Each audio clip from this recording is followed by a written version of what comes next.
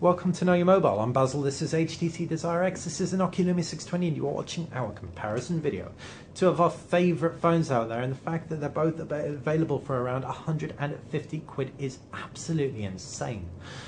Both phones have great designs, but for very different reasons. The Lumia 620 is loud, it's fun, it comes available with a range of back covers that you can purchase separately to give it an entire new look and feel. Definitely the one for the person who's young at heart or young in the flesh.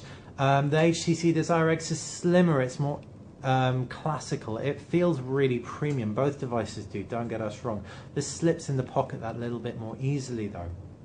The screens on both devices are also great. WVGA, very similar size, very similar performance. The HTC AS pops a little bit more and has a much more superficial experience, but the clear black technology inside their Nokia Lumia 920 means it's not far behind at all.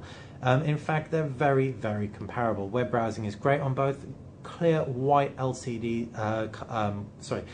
produce very nice and clear whites, all in all responsive as well, so really no cause for complaints on either device. The user interfaces are pretty different. Android going to have a lot better app support. It's a more complicated user interface. You've got more options. You've got home screens which you can tweak the widgets in, you've got a pull down notifications bar, and you've got an app drawer. The app drawer in itself has a whole bunch of views, so you're really going to be a little bit more bowled over with information if you're coming from a feature phone straight to Android. Windows Phone 8 in contrast, much simpler. Two screens, that's it. You can pin screens, the left screen is a start menu, the right screen is an all apps menu. The start menu acts as a shortcut menu. You can pin apps to your start menu very easily. Really not all that much to get your head around. So if you see yourself installing loads of applications, then Android might be the one for you. Nokia pack Windows Phone 8 with a whole bunch of their own applications, including offline mapping and the sat navigation, which again is available offline, as well as offline music and downloadable playlists. So again, it reiterates our point. If you see yourself downloading applications, Android might be the one for you. It's definitely more customizable, and there are way more apps in the application store. If in contrast, Windows Phone seems appealing with its lack of applications and its simplicity, then go for it. Check this out, you really won't regret it. Moving on to the hardware, and we're going to start with the camera.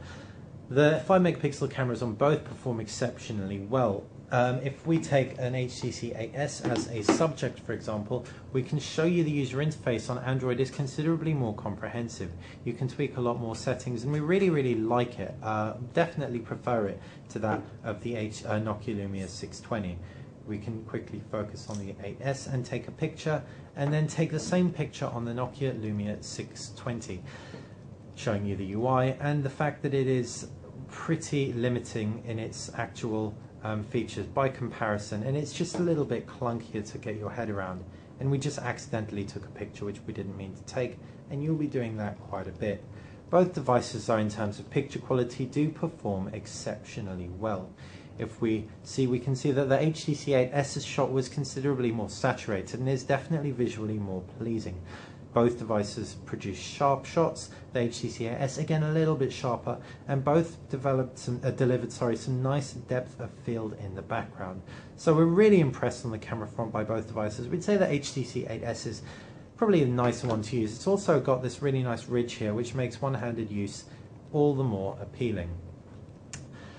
So that's the camera, and the HTC AS wins in that round. However, in terms of internals, both devices pack 1 GHz processors, so performances should be comparable, but Windows Phone 8 is such a smooth operating system, it really puts Android to shame.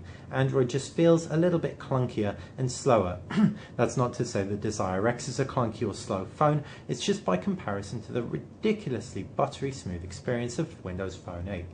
Storage-wise as well, the Nokia Lumia 620 wins out. You've got 8 GB of internal storage as opposed to 4 on the HTC Desire X. The 4 GB isn't all user available, though. There's only around 1.5 to 2 GB user available, though you can get a micro SD card slot for expandability, so if you want to jam your music and videos on, the Desire X and Nokia Lumia 620 should be relatively even for that one. Moving the HTC 8X out of frame, and the final point is battery life. Both will last a day. The Nokia Lumia 620 is probably a little bit worse if you're using it intensively, using that gorgeous screen, thanks to the high capacity inside the HTC Desire X. That said, if you see yourself charging every night, it's going to be a pretty even battle between the two devices. If not, then again, the HTC Desire X wins out. All in all, which is our favorite handset? Well, we really don't feel it's right saying. If you want something simpler, if you want something that's just cleaner, and you want to be able to change the back covers, then the Nokia Lumia 620 is the one for you. We love Android, and that's just because we love throwing 1,000 apps on here and enjoying everything that the Android App Store has to offer. It is more complicated though. It takes a lot more to get your head around, and it's clunkier, it's less pretty to look at. So depending on which one sounds right for you, you can make your informed decision. Thanks for watching our video comparison of the Nokia Lumia 620 and HTC Desire X, two of our favourite affordable handsets available for around £150. If you enjoyed this video, feel free to click like, subscribe to this channel, and if you have any feedback, just chuck them in the comments section below.